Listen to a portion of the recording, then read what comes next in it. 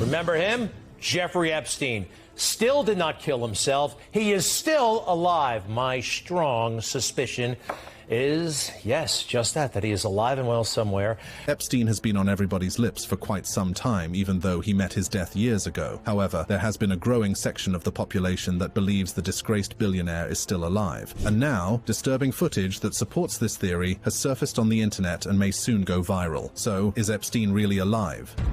Jeffrey Epstein alive? He's still alive anyway, so we can just go to his island. Do you think he's still alive? Oh, yeah. Really? Yeah, he's on that island. Internet detectives have been on Jeffrey Epstein's case since news first broke out of his disgusting crimes. And after he was reported dead, they did not rest, as they now seem to have stumbled on yet another conspiracy. According to sections of the internet, Jeffrey Epstein's death was faked. They maintain that he is still alive, and that drone footage taken on the island can confirm this. So which footage is this, and does it really show Jeffrey Epstein alive? Picture of Jeffrey Epstein that was found. This is real, folks. This is actually a photograph of him on August 30th.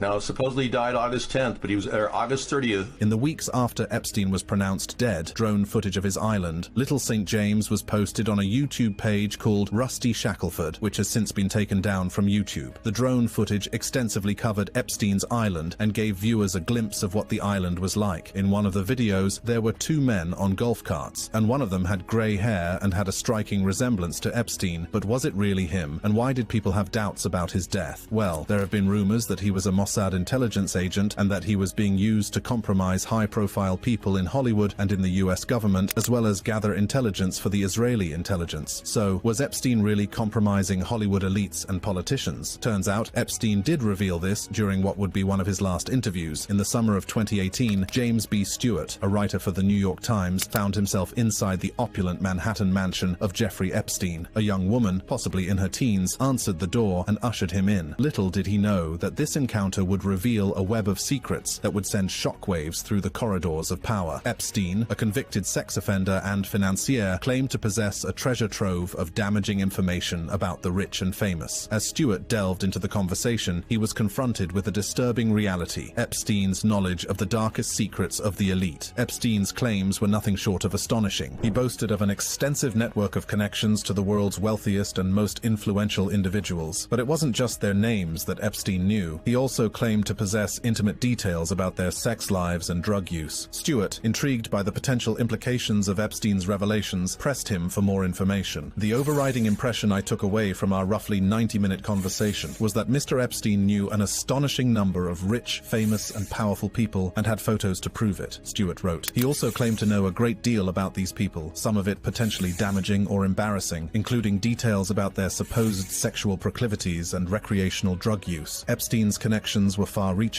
spanning across industries and continents. From politicians to business tycoons, from Hollywood celebrities to Silicon Valley moguls, Epstein seemed to have an uncanny ability to infiltrate the inner circles of power. But how did he gain access to such influential figures? And what did they confide in him? According to the journalist, Epstein suggested that his own scandalous past made it easy for others to trust him with their secrets. He claimed that people confided in him without feeling awkward or embarrassed. It was as if his checkered history created a sense of camaraderie among the elite, a shared understanding of their own vulnerabilities. But that's not all. The billionaire used sick methods to get his way. Epstein's New York City mansion, located on the Upper East Side, was a fortress of secrets. Every room, every hallway, and every corner was meticulously monitored by hidden surveillance cameras. These cameras were strategically placed to capture every movement, every conversation, and every intimate moment of Epstein's guests. Disguised as innocent objects like clocks, lamps, and even artwork, these cameras were virtually undetectable to the untrained eye. Epstein's guests, including politicians, celebrities, and business tycoons, were unknowingly under constant surveillance, their every move recorded for his twisted purposes. The installation of these surveillance cameras was not just for security purposes. Epstein had a sinister motive: to gather incriminating evidence against his powerful friends. These recordings would later become tools of manipulation and control, ensuring their loyalty and silence. While Epstein's New York City mansion was a hotbed of surveillance, it was his private island, Little St. James, that took the concept to a whole new level. This secluded paradise became a playground for the rich and powerful, but little did they know their every move was being watched. Hidden among the lush foliage and pristine beaches were countless surveillance cameras, strategically positioned to capture every moment on the island. From the main residence to the guest cottages, no area was left unmonitored. Epstein's guests, including politicians, celebrities, and even members of the royal family, were unknowingly under constant surveillance. These cameras were not only discreetly placed in the interiors of the buildings, but also in outdoor areas, ensuring that no activity went unnoticed. Epstein's private island, once thought of as a sanctuary for the elite, became a stage for his twisted games of power and control. The recordings from these cameras were not just for Epstein's personal pleasure, they were part of a larger scheme, a blackmail operation designed to maintain his hold over his influential acquaintances. The footage captured on Little St. James became a tool to ensure their loyalty and silence. But how did Epstein use this surveillance system for blackmail? The answer lies in the compromising footage he obtained. Epstein meticulously catalogued and organized the footage, creating a vast library of secrets. When Epstein's powerful friends visited his properties, they were unknowingly entering a trap. Their actions, conversations, and most private moments were captured on tape, providing Epstein with a powerful tool for manipulation. The billionaire would carefully review the footage, identifying moments of vulnerability or illicit behavior. Armed with this knowledge, he would approach his friends, subtly hinting at his possession of the incriminating material. The fear of exposure and the potential consequences kept Epstein's friends trapped in a web of secrecy. They knew that their reputations, careers, and personal lives could be destroyed if the footage ever saw the light of day. Epstein's surveillance system became a powerful tool for control, ensuring the loyalty and silence of his powerful friends. The mere threat of exposure was enough to keep them compliant with his desires. Jeffrey took me into a room which is a little bit back further than this window.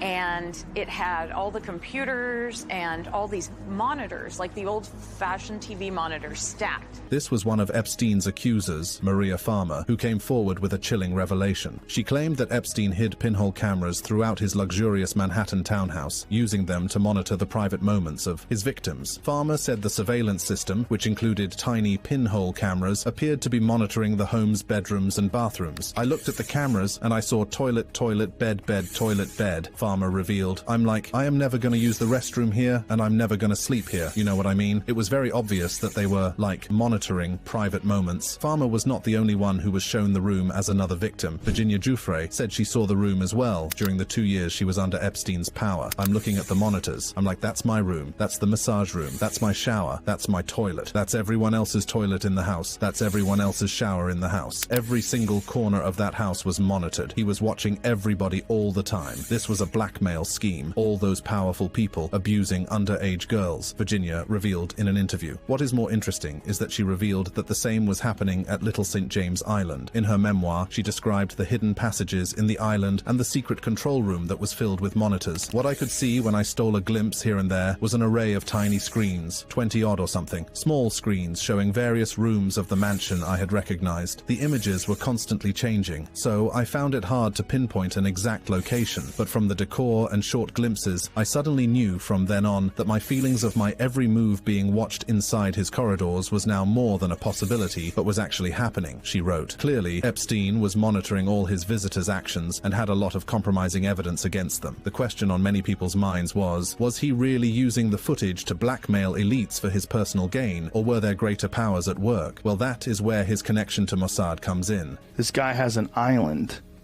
On the island, he has a building that's colored in it's painted in the colors of the Israeli flag. They think he's a Mossad agent. He's some sort of intelligence agent. Epstein's island did have a building painted in blue and white, just like an Israeli flag. But was he really an intelligence officer? Well, there is a lot that connects the billionaire to Mossad, and most of it has everything to do with his then-girlfriend, Ghislaine Maxwell, the daughter of British media mogul Robert Maxwell. Ghislaine was not only Epstein's longtime associate, but also his alleged accomplice in the exploitation of underage girls. Her father, Robert Maxwell, was suspected of having ties to intelligence agencies, including the Mossad. The Foreign Office suspected that Maxwell was a secret agent of a foreign government, possibly a double agent or a triple agent, and almost certainly financed by Russia. He had known links to the British Secret Intelligence Service, MI6, to the Soviet KGB, and to the Israeli intelligence service Mossad. 6 serving and former heads of Israeli intelligence services attended Maxwell's funeral in Israel, while Israeli Prime Minister Yitzhak Shamir eulogized him. Robert Maxwell's death is itself a mystery. The official narrative of his death was that he fell from his yacht, the Lady Ghislaine, and drowned in 1991. However, evidence from the book, The Assassination of Robert Maxwell, Israel's super spy, painted a different picture. The book alleges that Mossad got rid of Maxwell after he threatened to blackmail Mossad and reveal secrets. Maxwell is claimed to have asked the Israelis for money to stop his network of businesses from going under in return for his silence. His business was more than £3 billion in debt, and he desperately needed cash. According to the book, Maxwell had been expecting to receive a payment from Mossad, and his anchored yacht was waiting to rendezvous with Israeli agents. Instead, he was murdered and dumped overboard. With the established connection between Epstein and the Mossad, it is easy to understand why he compromised his guests, and since he was finally caught and arrested, there were many people who needed Epstein alive. So, according to conspiracy theorists online, Epstein's death was faked. Jeffrey Epstein's suspicious death. Where do you think all this footage is now? Do you think it's with the FBI? Do you think it's with the CIA? Do you think it's... That is the question on everyone's mind. One thing is certain. Epstein may have had some sort of insurance to ensure that in case anyone tried to kill him, all the information that he had would go public. Therefore, everyone he was potentially involved with, from Mossad to the elites, needed him alive. However, the only way to do this was to fake his death and get him out of jail. Everything about Epstein's death is mysterious, which has led many to think that something sinister took place and that the official story was a cover-up. And as we will see, internet detectives may have uncovered the plot to sneak Epstein out of jail. When a picture of Epstein's body was pictured and the photo uploaded to social media, internet detectives were quick to notice that something was amiss. According to internet detectives, the nose of the deceased body looked nothing like that of Epstein. While Epstein's nose, when he was alive, was straight and pointed, the picture taken as his body was being wheeled away from jail showed a curved nose. That was not the only body part that raised eyebrows. According to internet sleuths,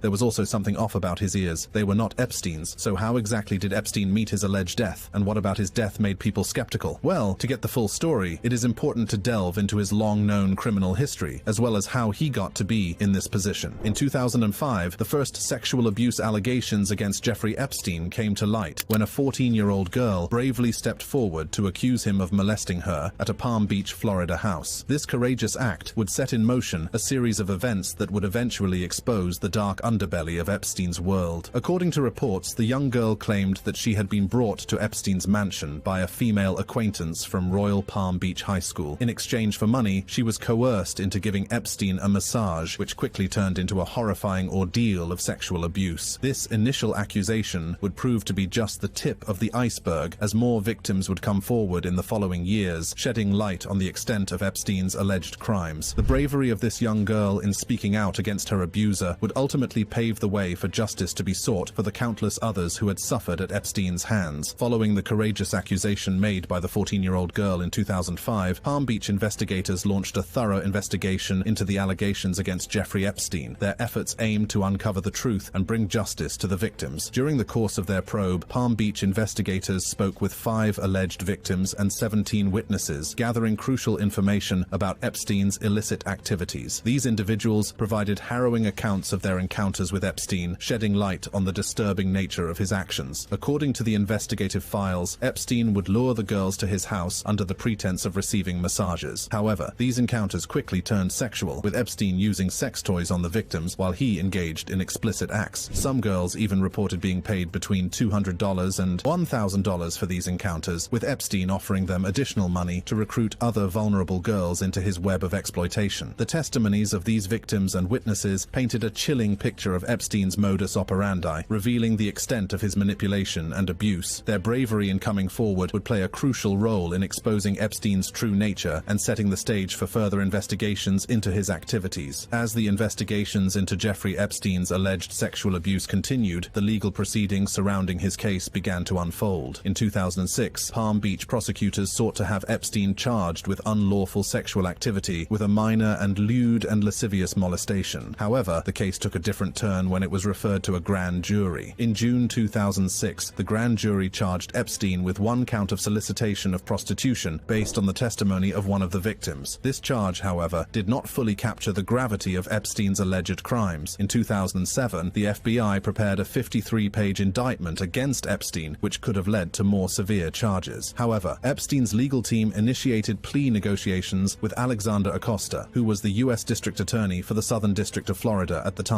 In June 2008, Epstein pleaded guilty to a lesser charge of solicitation of prostitution and solicitation of prostitution with a minor under the age of 18. This controversial plea deal resulted in Epstein being sentenced to just 18 months in jail, during which he was allowed to leave the facility for work release for up to 12 hours a day, 6 days a week. The leniency of this plea deal drew widespread criticism and raised questions about the fairness of the justice system. It also sparked outrage among Epstein's victims, who felt that their voices were not being heard and that justice was not being served. Following Jeffrey Epstein's release from jail in 2009, a series of significant events unfolded, shedding further light on the extent of his alleged crimes and the subsequent legal battles that ensued. In September 2009, Epstein's non-prosecution agreement, which had been kept under wraps, was made public. This revelation sent shockwaves through the public and ignited a wave of outrage. Dozens of Epstein's accusers, who claimed they were molested when they were underage, filed civil lawsuits against the financier, seeking justice for the trauma they had endured. The civil lawsuits alleged that Epstein and his girlfriend Ghislaine Maxwell operated an international sex trafficking ring, exploiting vulnerable young girls. Epstein began a lengthy process of settling the civil cases outside of court, attempting to avoid further public scrutiny. However, the allegations against him continued to mount, and the victims' voices grew louder. But in the midst of all his cases, there was one very sinister allegation that seemed to overshadow all the others. What if Epstein was not just a pedophile? What if he was doing it for someone else, and he was just the face of the operation? In 2008, Epstein pleaded guilty to charges of soliciting prostitution from a minor and was sentenced to a mere 13 months in jail, a controversially lenient punishment. It was during this time that whispers of Epstein's connections to intelligence agencies started to circulate. Some speculated that his light sentence was a result of his cooperation with intelligence agencies, specifically the Mossad. He was eventually arrested on July 6, 2019. The death of Jeffrey Epstein on August 10, 2019 sent shockwaves through the world and immediately raised suspicions. How could a man who was under high-profile scrutiny and held in a secure facility manage to take his own life? The circumstances surrounding Epstein's death became the subject of intense speculation and fueled conspiracy theories that continue to persist. The official narrative was something that would easily pass for a Hollywood script. According to the official narrative, Epstein found himself confined to his jail cell in the Special Housing Unit, SHU, of the Metropolitan Correctional Center. This unit, designed to house high-profile and at-risk inmates, was supposed to provide enhanced security and surveillance. According to official reports, Epstein's cellmate was transferred out earlier that day, leaving him alone in his cell. This, coupled with the fact that the guards on duty were overworked and understaffed, created an environment ripe for potential foul play. As the night wore on, the surveillance footage revealed a series of irregularities and lapses in protocol. The guards assigned to monitor Epstein's cell were allegedly found to be asleep or distracted, failing in their duty to ensure his safety. One of the key factors that raised eyebrows was the apparent violations of jail procedures. Epstein was supposed to be under constant surveillance, yet reports emerged that the guards on duty had failed to conduct regular checks and falsified records to cover up their negligence. This revelation only added to the suspicion that foul play may have been involved, but the story took an even darker turn when Epstein's first suicide attempt came to light. On July 25, 2019, Epstein was found semi-conscious in his prison cell with injuries to his neck. This incident raised concerns about his well-being and led to him being placed on suicide watch. As the investigations unfolded, more details emerged that added to the intrigue. It was revealed that Epstein had been taken off suicide watch just days before his death, despite a previous incident that had raised concerns about his well-being. This decision raised questions about the judgment of those responsible for his care and whether it was a deliberate move to create an opportunity for him to take his own life. Amidst all the chaos and controversy, there was one crucial piece of evidence that could have shed light on the events leading up to Epstein's first suicide attempt: the surveillance video. The footage from the jail's CCTV cameras outside Epstein's cell could have provided valuable insights into what transpired that day. But, as it turns out, this crucial evidence was not meant to see the light of day. In a shocking revelation, U.S. prosecutors disclosed that the surveillance video from Epstein's first suicide attempt was destroyed destroyed by technical errors. The jail mistakenly saved footage from the wrong cell, resulting in the accidental erasure of the evidence that could have potentially revealed crucial details about Epstein's state of mind and the circumstances surrounding his first suicide attempt. The implications of this erasure were staggering. It raised questions about the transparency and integrity of the investigation into Epstein's death. How could such a critical piece of evidence be mishandled? Was it a genuine mistake, or something more sinister at play? These are the questions that demand answers, and the public is left grappling with the unsettling reality that the truth may forever remain obscured. Adding to the intrigue were the malfunctioning cameras in the area surrounding Epstein's cell. These cameras, which should have captured crucial footage of the events leading up to his death, conveniently malfunctioned, leaving a void of visual evidence. This raised questions about whether the malfunction was a mere coincidence or a deliberate attempt to conceal the truth. The suspicious circumstances surrounding Epstein's death prompted immediate investigations by the FBI and the Department of Justice. These agencies sought to uncover the truth behind the events leading up to his demise and determine whether any foul play was involved. The focus of the investigations was not only on the guards who were on duty, but also on the broader system that allowed such lapses in security and accountability. The FBI and the Department of Justice conducted interviews, reviewed surveillance footage, and analyzed the evidence meticulously. They sought to establish a clear timeline of events and determine whether there were any individuals who may have had a motive to silence Epstein permanently. The investigations were complex and far-reaching as they delved into the web of connections Epstein had cultivated over the years. Is Epstein alive? We may never know for sure. However, the breadcrumbs of evidence may one day lead internet detectives to the real truth. If you enjoyed this video, click on the boxes playing on your screen to watch similar content.